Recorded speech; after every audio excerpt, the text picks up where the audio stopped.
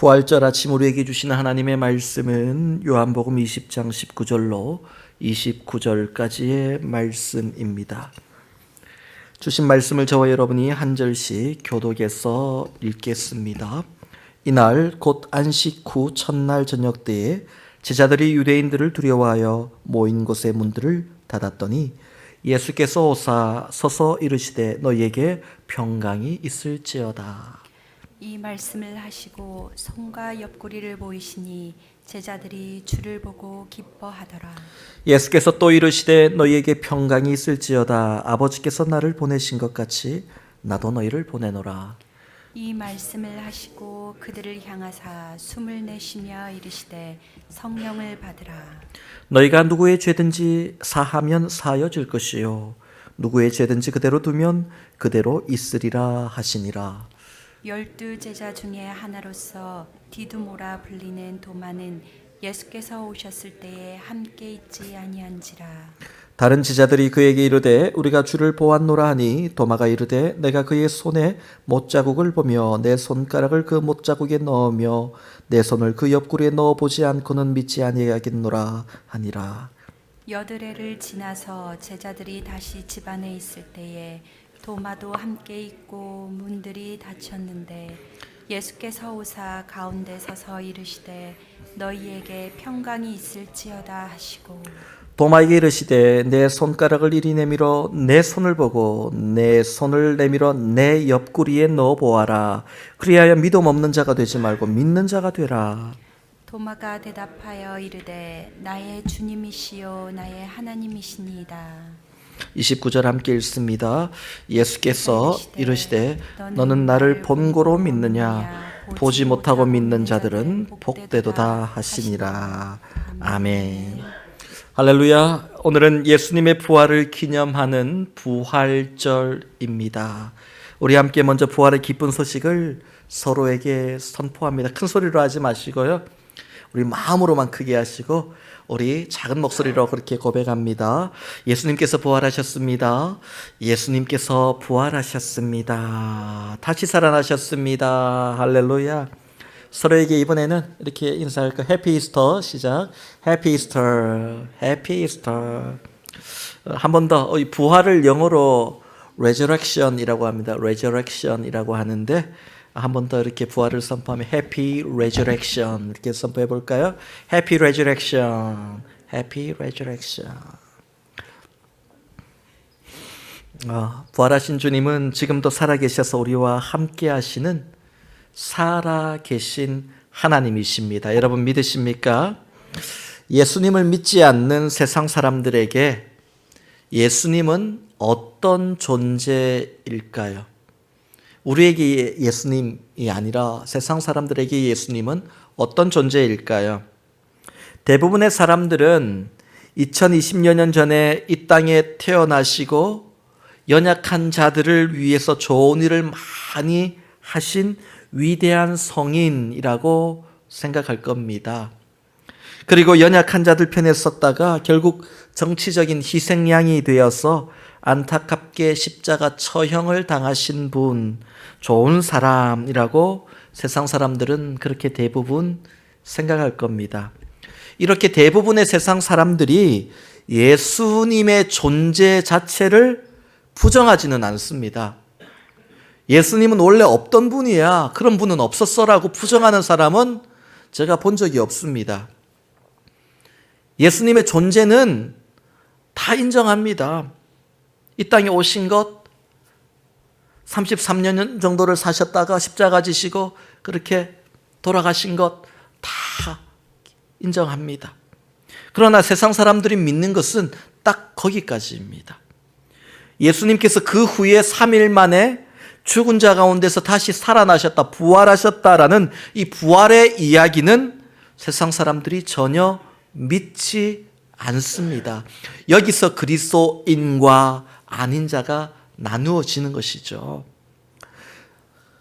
처음 예수님의 부활 소식을 여인들에게, 마리아와 또 다른 마리아에게 전해 들었던 제자들, 부활의 소식을 기뻐하며 환영했던 것이 아니라 허탄한 소리라고 여겼습니다. 그것은 신화와 같은 얘기, 거짓된 얘기, 꾸며낸 얘기, 허황된 얘기, 그런 뜻입니다. 예수님이 제자들에게 얼마나 사랑을 많이 주셨어요. 또 이 여인들에게, 마리아에게 큰 사랑을 주셨습니다. 그렇기 때문에 이 여인들이 예수님께 너무 집착한 나머지 헛것을 받거나 꾸며낸 얘기다, 정상적인 생각과 사고로 만들어낸 얘기가 아니다, 그렇게 생각하고 허탄한 소리라고 들었습니다. 거기다가 부활의 소식을 처음 전했던 막달라 마리아는 예전에 예수님께서 7 귀신을 쫓아내어 주었던 여인입니다. 귀신 들렸던 여인이에요. 그런 여인이 와서 부활의 소식을 전하니 더 믿지 않았던 거야. 너 다시 예수님이 돌아가시니까 귀신을 보게 된 거야. 뭐 이렇게 된 거예요. 메신저를 신뢰하지 못하니까 메시지를 믿지 못하는 그런 일이 일어났던 거죠. 우리가 예수님의 부활을 세상 사람들에게 전하면 대부분 다 허탄한 소리라고 전혀 믿지 않습니다. 그래서 부활을 믿는다는 것은 내가 예수님과 함께 십자가에서 죽었고 또한 예수님과 함께 다시 살아났다라는, 내가 그리스도인이 되었다라는 가장 강력한 증거입니다. 부활을 믿는 것이 그리스도인이 되었다라는 강력한 증거입니다. 예수님이 부활하신 후에 이 땅에 초대교회가 세워졌는데 그들은 날마다 모여서 부활을 믿음으로 고백하고 선포하고 전하는 일을 했습니다. 그러니까 부활을 믿는 자가 바로 그리스도인이라는 강력한 증거라는 거예요.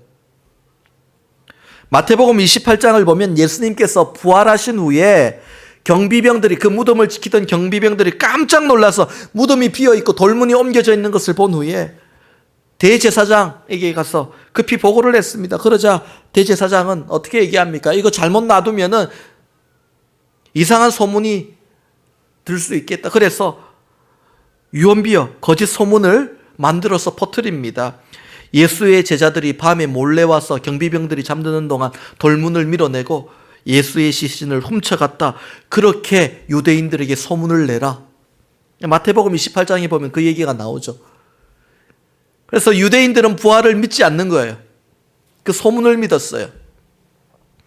그러나 결국 이런 거짓 소문이 진실을 덮을 수 있습니까? 여러분, 진실을 덮을 수 있는 것은 아무것도 없습니다. 드러나게 되는 거죠. 예수님이 부활하신 후에 제자들과 많은 사람들의 앞에 나타나셨고 그들을 직접 만나 주심으로 아무리 거짓 소문을 크게 열심히 전해도 이것은 진실을 이길 수 없다. 예수님의 부활은 진실이라는 것을 보여주셨습니다. 500명 이상의 증인들을 예수님께서 이 땅에 두고 하늘로 올라가셨습니다. 그리고 그 500명 넘는 증인들로 하여금 온 세계에 예수님의 부활을 전하게 했고 그 부활을 믿는 자들이 이 땅에 교회를 세우게 되었습니다. 오늘도 우리는 예수님의 부활을 믿기에 이곳에 하나님의 교회를 세웠고 지금도 여러분 우리가 함께 세워가는 줄 믿습니다. 지난 한 주간 우리는 고난주간으로 보내면서 예수님의 십자가를 깊이 묵상하는 시간을 가졌습니다. 이사야 53장을 보면 예수님에 대한 예언의 말씀이 나오죠. 그는 실로 우리의 질고를 지고, 질고는 육체의 질병, 연약함을 얘기하는 겁니다. 우리의 슬픔을 당하셨다, 그렇게 말씀하셨습니다. 우리 육신의 모든 병과 연약함을 친히 담당하시고 십자가를 지셨어요. 그래서 우리 육신의 연약함이 있고 아픔이 있을 때 주님을 붙들고 십자가 앞에 나아가 주님, 나를 붙들어 주옵소서, 나를 회복시켜 주옵소서 기도하는 것입니다. 우리 마음에 슬픔이 있고 내 마음에 근심, 걱정, 두려움이 있을 때 주님 앞에 나아가서 우리의 슬픔을 당하신 주님께 주님, 내 마음을 만져달라고 기도하는 겁니다. 십자가는 그런 곳입니다. 그리고 그것이 이루어진 곳입니다. 그가 찔림은 우리의 허물 때문이요 그가 상함은 우리의 죄악 때문이라고 말씀하셨습니다. 예수님의 보혈로 나의 모든 허물과 죄악들이 깨끗이 씻음 받았다라는 것이죠. 우리 죄의 문제가 해결됐습니다. 이전에 지었던 죄, 지금 지은 죄, 앞으로 지을 죄까지도 우리의 모든 죄악들을 주님께서 십자가에서 해결하셨습니다. 그러면 가만히 있으면 되는 건 아닙니다. 십자가 앞으로 나아가 그 은혜를 우리가 날마다 누려야 되는 거예요. 앞으로의 죄를 다 해결하셨으니 이제 마음껏 죄 지어도 됩니까? 그게 아니에요. 주님 닮은 우리의 삶을 살면서 넘어질 때마다, 죄를 지을 때마다 계속 십자가 앞에 나가 이미 해결하신, 죄의 문제를 해결하신 그 주님의 능력과 은혜를 내 것으로 받아 누리는 거죠.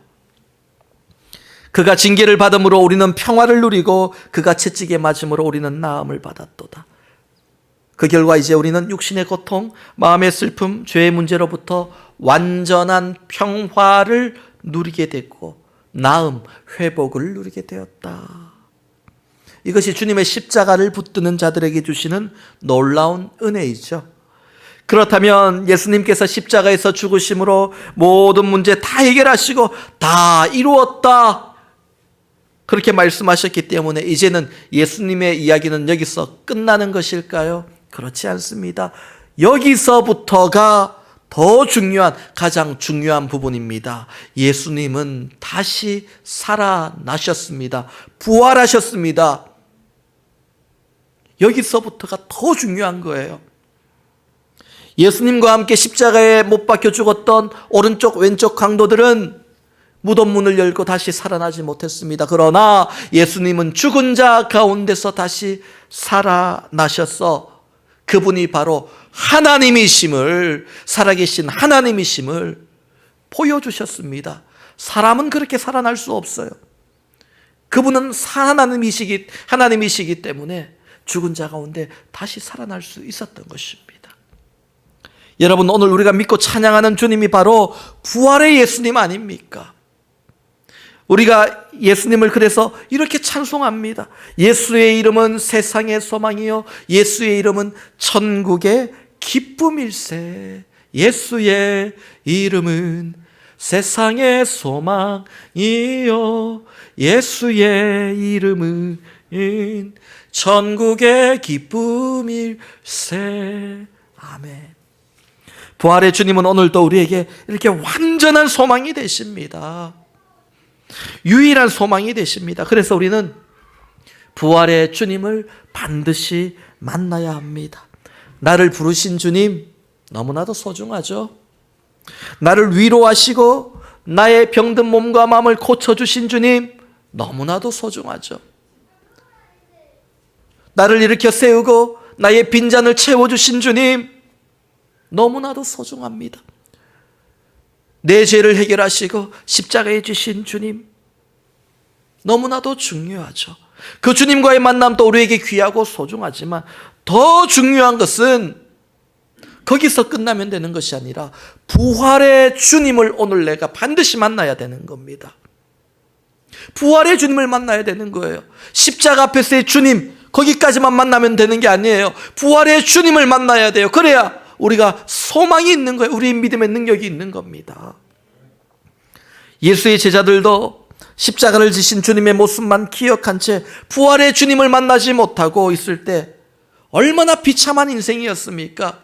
두려움에 벌벌 떠며 아무 소망도 없고 앞으로 무엇을 해야 될지 알지도 못하고 갈팡질팡 그렇게 주님의 3년 동안 따라다니면서 함께 먹고 마시며 배우며 수많은 일들을 했지만은 십자가의 주님까지만 보았더니 그들의 인생엔 소망이 없었어요. 그들에게 소망이 생긴 것은 그들이 부활의 주님을 만난 이후입니다. 오늘 본문을 보면 안식일 후 첫날 예수님께서 부활하시고 그날 저녁에, 부활하신 날 저녁에 제자들을 찾아오셨어요. 예수님께서 3일 만에 부활하실 것을 믿고 제자들이 미리 몇 시간 전에 무덤 앞에 가서 자 이제 우리 주님 나오신다 하고 기다리고 있었던 게 아닙니다. 부활하신 주님이 제자들을 먼저 찾아오셨어요. 부활하신 주님이 500명이 넘는 사람들 앞에 나타나셨지만 세상 모든 사람을 만나주신 건 아니잖아요. 부활의 주님이 많은 사람들 중에 여러분을 찾아오시고 나를 찾아오셨다. 나를 만나 주셨다. 여러분, 이것이 너무나도 놀랍고 특별한 은혜입니다. 부활의 주님이 나를 찾아오시면 내 안에 어떤 은혜가 경험되어질까요? 오늘 본문을 보면 우리가 두 가지를 알 수 있는데요. 먼저는 우리 안에 두려움이 사라지고 평강을 누리게 됩니다. 십자가의 주님만 바라보게 있을 때는 두려움이 가득하지만은 부활하신 주님, 부활의 주님을 만나게 될 때는 우리 안에 모든 두려움이 떠나가고 평강을 누리게 되더라는 겁니다. 본문 19절 말씀을 보니까 예수님께서 십자가에 달려 돌아가신 후에 제자들은 막 두려워했습니다. 사람들이 예수님께 억지로 갖다 붙인 죄명이 무엇인가요? 자신을 유대인의 왕이라고 하면서 그 백성들을 선동해서 나라에, 로마에 반란을 일으키려 했다. 이게 예수님께 씌워진 죄명입니다. 유대인의 왕이라고 스스로 얘기했다는 거죠. 국가 반란죄, 영모죄에 해당하는 사람, 예나 지금이나 참 무섭게 다스리죠. 예전에는 이 영모죄에 해당되는 사람은 가장 무서운 끔찍한 차명에 처해졌습니다. 대부분의 나라들이 그랬습니다. 그리고 그 사건에 조금이라도 연루된 사람들은 다 잡아다가 고문하고 죽이고, 참 끔찍한 일이에요. 예수님이 그렇게 끌려가시니까 제자들이 그 이유 때문에 두려워가지고 거기에 엮여가지고 같이 끌려갈까봐 다 도망치듯이 흩어져서 숨어버린 겁니다. 베드로가 대제사장의 뜰에서 어린 여종이 묻는 질문에 3번이나 나는 예수를 알지 못한다 저주하며 부인하지 않습니까? 나는 그와 아무 상관이 없는 사람이다. 그렇게 3번이나 부인했던 이유도 예수님과 연루된 사람이라 그러면 같이 끌려가서 고문당할까봐 두려웠던 거예요. 예수님께서 십자가에 돌아가신 후에도 제자들은 나중에라도 또다시 잡혀서 끌려갈까봐 두려웠습니다. 그래서 한 곳에 모여서 숨어 있었습니다. 그렇게 숨어서 어떻게든 사람들의 눈을 피해서 기회를 봐서 우리 다 이 성을 빠져나가자, 도망나가자, 그렇게 기회를 엿보고 있었던 겁니다. 그러면서도 언제 갑자기 이 문이 열리면서 유대인들이, 로마 군인들이 쳐들어와서 끌고 갈까봐 늘 두려워서 떨었습니다. 여러분, 이런 두려움에 긴장감이 있으면요, 잠을 자도 제대로 잘 수가 없어요. 자꾸 깨겠죠. 밥을 먹어도 밥이 목으로 넘어가는지 아닌지 막 정신이 없을 거예요. 그냥 그런 상황이에요. 늘 긴장하며 두려움에 떨고 있는 모습, 제자들의 모습이었습니다. 본문 19절 말씀을 보니까 제자들이 유대인들을 두려워하여 모인 곳에 문을 닫았다라고 되어 있습니다. 단순히 문을 닫기만 한 것이 아니라 밖에서 문을 열지 못하도록 안에 나무를 가지고 빗장을 걸어서 문을 잠가놓고, 모르겠습니다. 어떻게 못질까지 했는지 모르겠지만 밖에서 안에 문을 열지 못하도록, 안에서 열지 않으면 열지 못하도록 그렇게 문을 단단히 잠가놓고 꽁꽁 숨어서 쥐 죽은 듯이 그렇게 숨어있는, 두려움에 떨고 있는 제자들의 모습, 얼마나 그들의 두려움이 컸는지를 잘 보여주는 모습이죠. 그런 상황에서 갑자기 예수님이 그들 앞에 나타나셨습니다. 여러분, 문을 다 막아놨어요. 어떻게 들어오셨을까요? 예수님께서 부활하신 후에는 그 몸은 영화로운 몸이에요. 예수님께서 그냥 그 문을 잠가놨지만 그들 앞에 쑥 나타나셨어요. 깜짝 놀랐습니다. 여러분, 두려워서 긴장하는 사람들 공포영화 보다가, 같이 보다가 옆에서 쿡 찌르면 엄마야! 깜짝 놀라지 않습니까? 들고 있던 팝콘 다 던지고 막 깜짝 놀라잖아요. 제자들이 그런 상황이에요. 긴장하고 있는데 갑자기 예수님이 앞에 나타났습니다. 깜짝 놀랐습니다.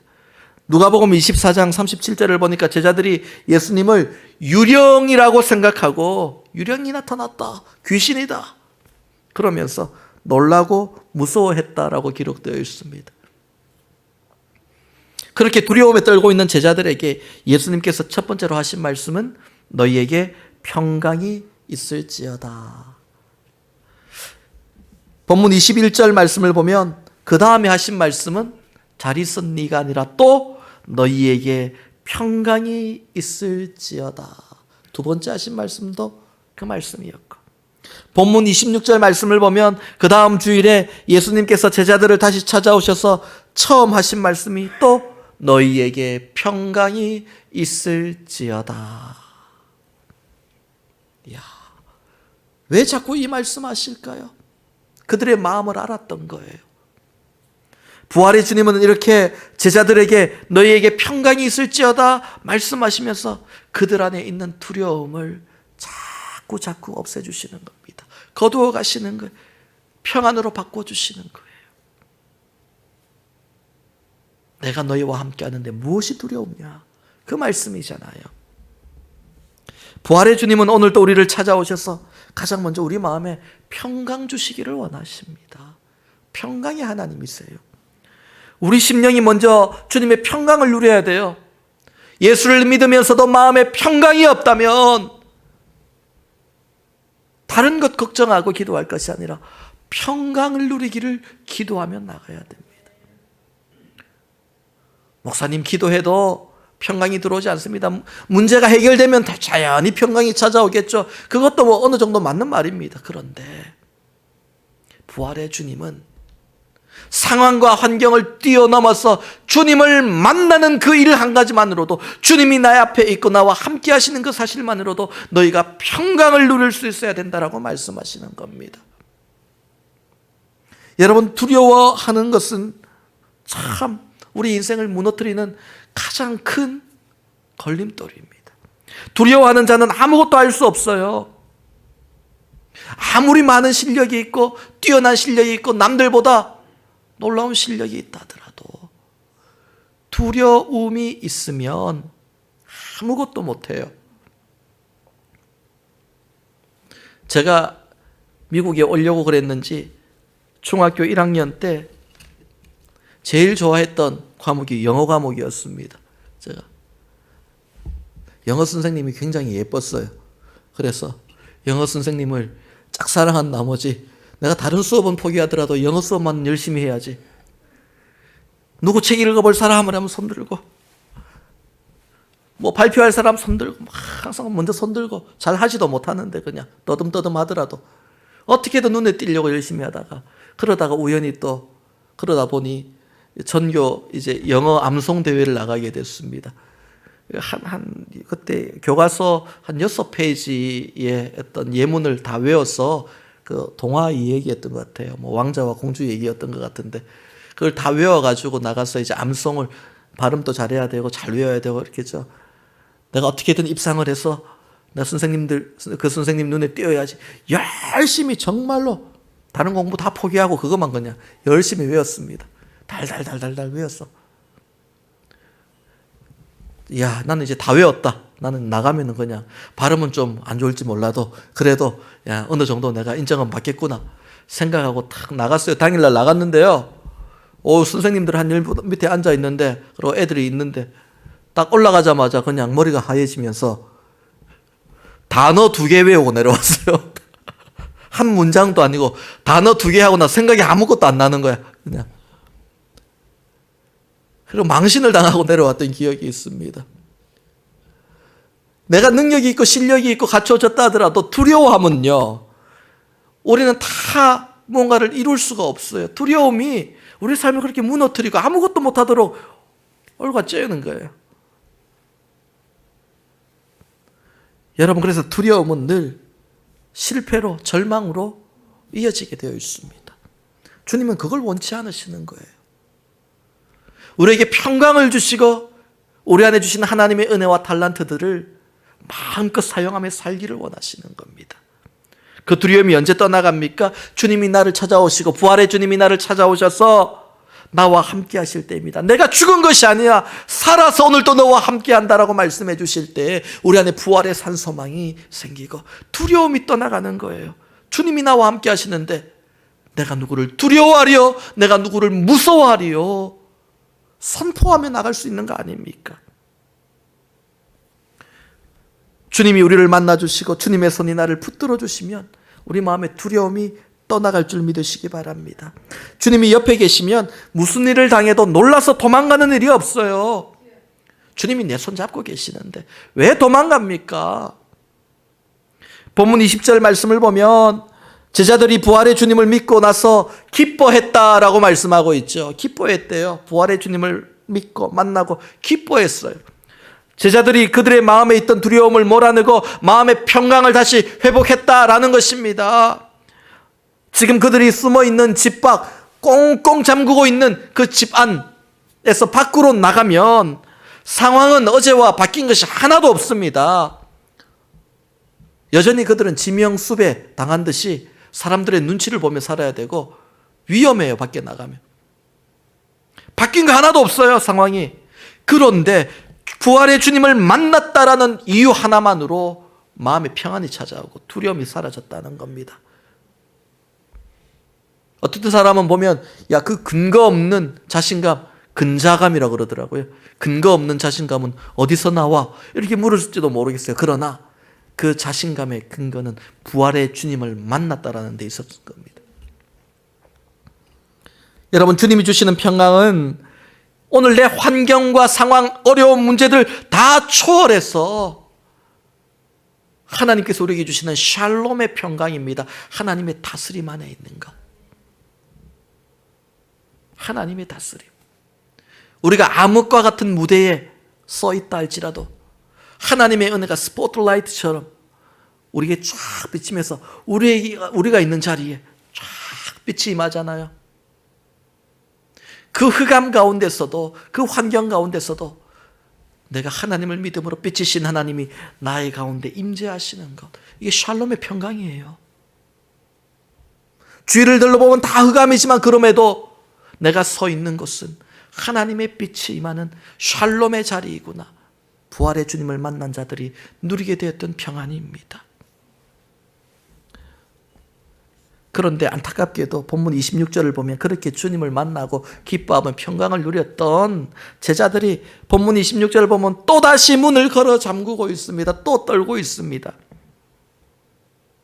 그 다음 주일에 주님이 찾아오시기까지 그 주간 동안, 한 주간 동안 또 두려움이 찾아와가지고 또 무너져가지고 벌벌 떨고 있어요. 그래서 주님이 오셔서 또다시 얘기하신 거예요. 너에게 평강이 있을지어다. 또 말씀하신 거 아닙니까? 여러분, 이게 우리의 연약함입니다. 안식일 후 첫날 주님이 부활하셨고 또 제자들을 찾아오셔서 만나주셨습니다. 그래서 이 유대교 안식일교는 토요일날, 안식일은 토요일입니다. 우리 제자 양육하면서 이 부분에 대해서 깊이 다들 이제 공부하시는데 안식일은 원래 토요일입니다. 그런데 신약의 교회가 세워질 때는 안식일 후 첫날인 주일에 예배를 드립니다. 그것은 바로 주님이 부활하신 날이기 때문입니다. 그래서 초대교회의 예배는 축제였어요. 부활. 주님이 부활하셨다라는 그 축제 예배를 막 드리는 게 초대교회 예배였습니다. 잔치였어요. 기뻤어요. 그러면서 또 간절한 눈물이 있었어요. 마라나타 아멘 주 예수여 어서 오시옵소서. 그 기도가 있었던 게 초대교회의 예배였습니다. 여러분, 주일 예배는 이렇게 날마다 부활의 주님을 만나는 거예요. 힘들고 어렵고 무너졌던 내 마음이 부활의 주님이 찾아오셔서 나를 만나주심으로 또 만나주시고 또 만나주시고 그러면서 한 주간 지난 주일에 자신을 가지고 용기감을 가지고 소망을 가지고 나갔지만 또 부딪혀 보니까 또 깨지고 무너지고 쓰러지고 폐잔병처럼 어떨 때는 그렇게 겨우겨우 교회에 나와 앉아있는데 부활의 주님이 또 찾아오셔가지고 또 마음을 회복하시고 위로하시고 이렇게 세워주시고 영적인 무기를 손에 쥐어주시면서 나가서 싸워라 그러면 나가서 또 싸워서 이게 여러분 부활의 주님을 우리가 주일 예배를 통해 계속 만나는 거예요. 그렇게 주님을 만나면 마음의 두려움이 사라지죠. 우리 안에 두려움은 여러분 그런데 주일 한 번만 주님을 만난다고 해결되지 않아요. 제자들처럼 세상을 살다 보면 내 마음에 두려움이 찾아올 때 어떻게 해야 되나? 그래서 주님이 오늘 본문 22절 말씀을 보며 제자들에게 성령을 받으라. 주일만 나를 만나는 것이 아니라 너희가 성령을 받으라. 그 한 주간 동안 너희가 삶 속에서 무너지지 않도록 성령을 받으라 말씀하신 겁니다. 예수님이 말씀하신 보혜사 성령, 보혜사는 우리를 보호하시는 분, 우리에게 은혜 주시는 분, 사자는 스승사자입니다. 우리의 길을 가르치시고 인도하시는 분, 그분이 바로 보혜사 성령이에요. 그분을 우리가 만나고 주일날 부활의 주님을 고백하는 것뿐만 아니라 주간의 삶 속에서 매 순간마다 보혜사 성령을 통해 우리가 부활의 주님을 경험하고 하나님의 인도하심을 누리는 것. 너희가 성령을 받으라. 주님 그렇게 말씀하셨어요. 부활의 주님께서 우리에게 하신 말씀입니다. 우리 모두에게 성령의 충만한 임재가 있기를 축원합니다. 성령이 충만하면 우리 마음에 평안이 찾아옵니다. 성령이 메마르면 두려움이 찾아와요. 염려, 걱정, 근심 가득해집니다. 그러나 다시 성령이 충만하면 우리의 삶이 회복되는 거예요. 살아나는 겁니다. 부활의 주님으로 인하여 우리 모두 두려움을 이기고 참 평안을 선포하는 은혜가 있기를 바랍니다. 마지막 두 번째로 오늘 본문을 보면 부활이 주님이 찾아오시면 우리 마음에 의심이 사라지고 믿음이 깊어진다. 우리의 믿음이 더 깊어지고 모든 의심이 사라지는 것을 보게 됩니다. 예수님께서 처음 제자들을 찾아오셨을 때 그 자리에 도마가 없었습니다. 나중에 다른 제자들로부터 예수님이 부활하셨다는 소식을 듣게 되죠. 본문 25절을 보면 다른 제자들이 그에게 이르되 우리가 주를 보았노라 그렇게 이야기합니다. 여러 명의 제자들이 도마에게 반복해서 우리가 부활의 주님을 만났어, 한 번 만난 게 아니야 그렇게 얘기하니까 도마가 그때 믿지 않고 끝까지 믿지 않습니다. 그러면서 나중에 짜증이 나서 제자들에게 이렇게 말합니다. 제발 그 소리 그만해. 내가 직접 주님 만나서 그 손의 못자국을 보고 내 손을 그 못자국에 넣으며 내 손을 그 옆구리에 넣어보지 않고서는 믿지 않을 거야. 내가 만져봐야지 믿을 수 있어. 그렇게 말합니다. 그리고 그 다음 주일 저녁에 도마가 제자들과 함께 있을 때, 다른 제자와 함께 있을 때 예수님이 또 찾아오십니다. 그리고 예수님이 도마에게 말씀하시죠. 너의 손가락을 이리 내밀어서 내 손을 보고, 못 박힌 내 손을 보고 내 옆구리를, 너 손을 내 옆구리 한번 넣어봐라. 그래서 믿음 없는 자가 되지 말고 믿는 자가 되라. 뜨끔했겠죠. 아유, 예수님이 어디서 숨어서 들으셨나? 어떻게 하셨지? 내가 저 말했는지. 뜨끔했겠죠. 많은 사람들이 도마가 손을 내밀어서 예수님을 만져본 후에 믿었다. 그렇게 오해하시는 분들이 있는데 그렇지 않습니다. 성경을 자세히 보시면 도마가 손을 내밀어 예수님을 만지지 않습니다. 내가 만져봐야 믿겠다고 했지만은 직접 만지지는 않습니다. 내가 그전에는 직접 만져봐야 믿을 것 같았는데 부활의 주님을 딱 보는 순간에 의심이 사라졌어요. 그리고 주님을 믿습니다. 여러분, 신앙생활을 하면서 의문이 참 많죠. 이해 안 되는 일이 참 많습니다. 제가 여러분에게 설교를 막 하는 내용 중에도 아유, 목사님은 사회생활 나보다 많이 안 해봐서 잘 몰라요. 그거는 그냥 성경이고 또 삶은 달라요. 설마 그런 일이 일어날까요? 의심하게 되고, 내가 말씀을 막 읽다가도 은혜 받았지만 또 세상에 나가보면 이거 정말 진짜 될까? 이대로 하면 될까? 믿음대로 하면 될까? 의심이 될 때가 참 많아요. 그런데 내가 부활의 주님을 제대로 만나게 되면 그런 의심들이 얼마나 의미가 없는 생각인지 깨닫게 되는 겁니다. 그 주님을 만나게 되는 순간 도마처럼 오히려 주님 앞에 고백합니다. 나의 주님이시여 나의 하나님이십니다. 도마가 예수님을 나의 주인 하나님으로 고백합니다. 베드로가 예수님을 주는 그리스도시여 살아계신 하나님의 아들입니다 고백했잖아요. 하나님의 아들입니다. 그런데 예수님을 나의 하나님입니다 라고 고백했던 사람은 도마가 처음이에요. 위대한 고백을 한 거예요, 도마도. 그런데 그 고백에도 주님은 조금 아쉬움이 있어요. 도마가 만져보지 않고 그렇게 고백한 거는, 주님을 만나고 고백한 거는 그나마 참 좋은 일인데 그러나 주님의 아쉬움은 본문 29절을 보면 너는 나를 본고로 믿느냐? 보지 못하고 믿는 자들이 복되도다. 도마에게만 하신 말씀이 아닙니다. 제자들 모두가 예수님을 보지 않고 예수님의 말씀을 믿고 그 부활을 믿었다면 좋았을 텐데, 그러면 얼마나 좋았을까? 이게 무슨 말이냐면요, 제자들이 예수님을 만나기 전에, 부활의 주님을 만나기 전까지 얼마나 벌벌벌 떨고 있었습니까? 예수님이 끌려가시고 고문당하시고 십자가 지시고 또 3일 만에 부활하시고, 그 시간이 정말로 1년, 2년, 몇 년이 될 정도로 길게 느껴지고 참 두려워서 벌벌벌 떨고 있었는데, 만약에 십자가 지시기 전에 하셨던 그 주님의 부활의 메시지를 내가 믿고 있었다면 그렇게 떨고 있을 이유가 없는 거예요. 평안히 주님의 부활을 기다렸겠죠. 그동안 믿음이 없어서 두려워하고 떨었던 그들의 상한 마음, 주님이 너무너무 안타까워하시면서 보지 않고 믿는 자가 더 복되다, 그 말씀입니다. 주님께서 보지 않고 믿는 것이 아니라 보고 믿었다고 막 야단치시는 그런 게 아니에요. 너희가 그렇게 두려워하고 떨었던 것이 너무 마음 아픈 거예요, 주님. 부활하신 이 주님의 부활하신 이 부활의 아침에 우리에게 주신 이 말씀을 우리가 기억하시길 바랍니다. 예수님은 무덤에 머물러 계시지 않으십니다. 여러분, 부활하셨습니다. 그러나 제자들은 두려움에 사로잡혀 모든 문을 걸어 잠그고 숨어 있었습니다. 예수님은 무덤에서 부활하셨는데 제자들은 무덤 안으로 들어간 거예요. 문을 잠그고 그냥. 그게 무덤이지 뭡니까 그게.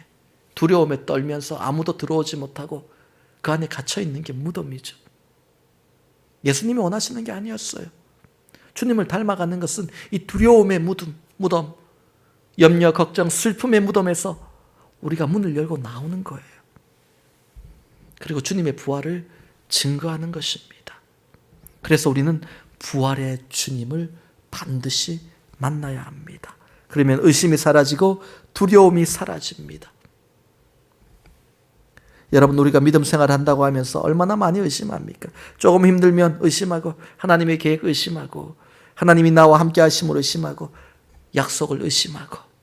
그러나 부활의 주님을 만나면 이 의심도 사라집니다. 여러분, 부활의 소망을 가지고 살아가는 우리 모두가 될 수 있기를 바랍니다. 부활 소망은 주님이 죽은 자 가운데 부활하신 것처럼 나도 마지막 날 부활을 경험할 것이다. 주님이 부활의 첫 열매, 그리고 우리는 그 부활을 우리도 경험하게 될 것이다 라는 고백인데, 이거는 죽음 이후에만 적용되는 것이 아니라 오늘 살아있는 우리 삶 가운데서도 두려움에 있던 자들이 부활의 산소망을 가지고 그의 삶이 바뀌는 것처럼 우리의 삶도 십자가 아래서 그 부활의 주님을 만남으로 바뀐다라는 것을 믿음으로 고백하는 것이 부활신앙입니다. 육신이 아픈 자들, 성도님들, 우리가 함께 기도하고 있습니다.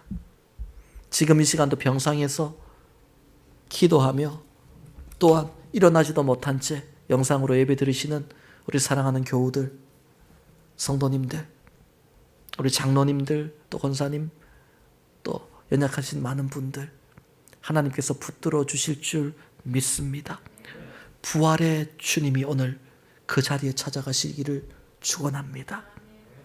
마음에 두려움과 슬픔이 있는 자들은 부활의 소망 속에서 두려워하지 않고 소망을 누리는 일이 오늘 이 시간 부활의 주님을 만남으로 여러분이 있는 예배 자리에서 나타날 줄 믿습니다. 삶이 힘든 자들, 경제적으로 힘들고 쪼달리고 여러 가지 이민 생활의 필요를 채우지 못하고 힘들어하는 자들, 부활의 주님이 찾아오셔서 우리의 삶을 일으키시고 빗장을 열고 문 밖으로 나갈 수 있도록 회복시키실 줄 믿으시기 바랍니다. 지치고 두렵고 내가 다시 일어설 수 있을까? 다시 회복될 수 있을까? 자꾸 의심이 들고 용기가 사라지고 두려워하고 움츠려들고 긴장하고 있을 때에 부활의 주님을 만나십시오.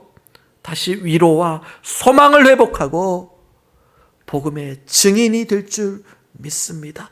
우리 모두에게 이 부활의 능력이 우리의 심령과 가정, 우리 교회 가운데 충만하기를, 또한 특별히 이 시간 세계 곳곳에서 고통받는 자들에게 부활의 능력으로 임하기를 주님의 이름으로 축원합니다. 우리 부활의 주님, 우리를 이렇게 세우신 주님 그 소망을 고백하며 나갑시다.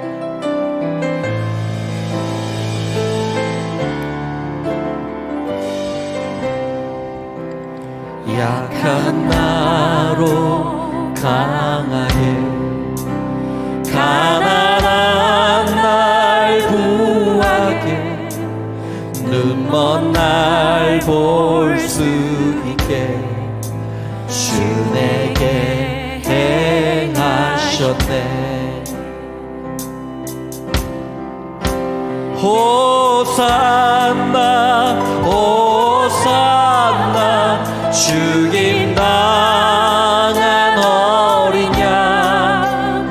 호산나 호산나 예수 다시 산. 호산나 호산나 호산나 죽임 당한 어린 양.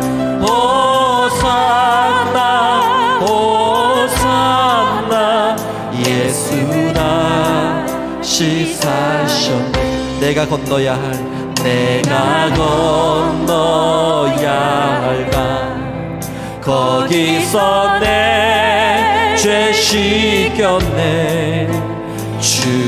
주의 사랑이 나를 향해 깊은 강에서 주가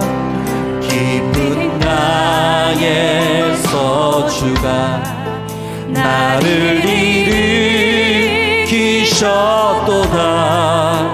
구원의 노래 부르리.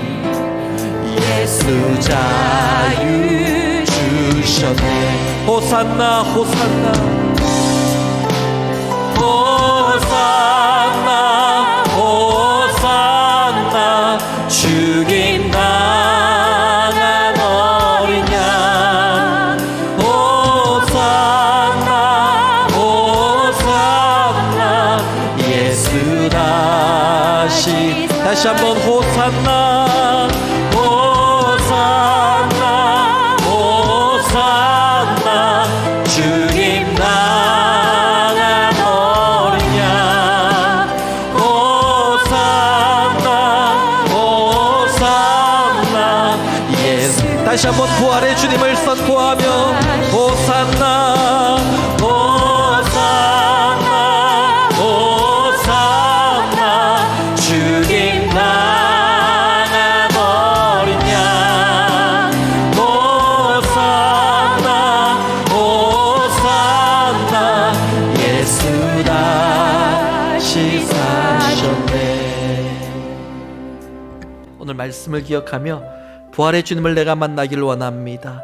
깊은 강에서 나를 일으키시고 구원의 노래를 부르게 하신 주님, 오늘 내가 부활의 주님을 만남으로 내 심령의 두려움이 사라지게 하시고 내 삶의 두려움이 사라지게 하시고 우리 인생과 미래에 대한 의심과 두려움이 사라지고 참된 평안과 소망을 누리는, 참된 능력을 누리는 우리 모두가 되게 하여 주옵소서. 주님, 우리의 심령에 다시 한번 왕으로 주인으로 자정하여 주옵소서. 우리 함께 합심으로 부활의 주님을 사모하며 통성으로 기도하며 나갑시다.